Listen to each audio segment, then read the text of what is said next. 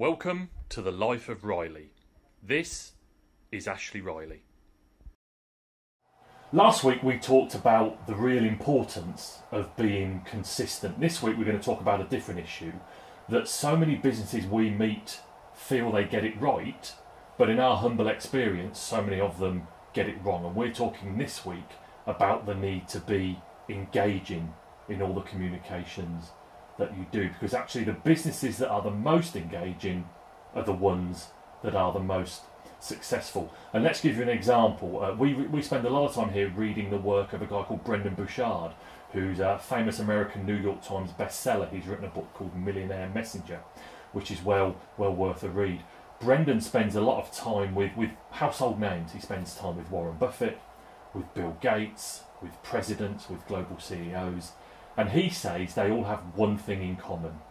They're all listeners, not talkers. And what a great example that is for any of us, that it's more about listening than it is about talking. And I'm sure many of us have been to networking events where we end up with a guy or the woman who just talks at us all the time, and how we just switch off so easily. I often remember someone who told me there's a reason we've got two ears and one mouth, because we should listen more than we should talk.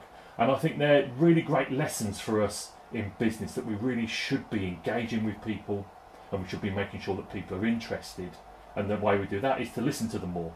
We run social media workshops here, and one of the statistics we tell people on a regular basis is the 80-20 rule on social media.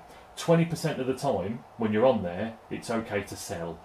80% of the time, you should be engaging, you shouldn't be selling, you should be interesting, you should be informative, you should be funny, you should be positive. If you're all of those things, people will engage with you so much more than if you're just trying to sell your wares to them all the time. And we end this week's download just by talking around one of the most famous adverts of the last decade.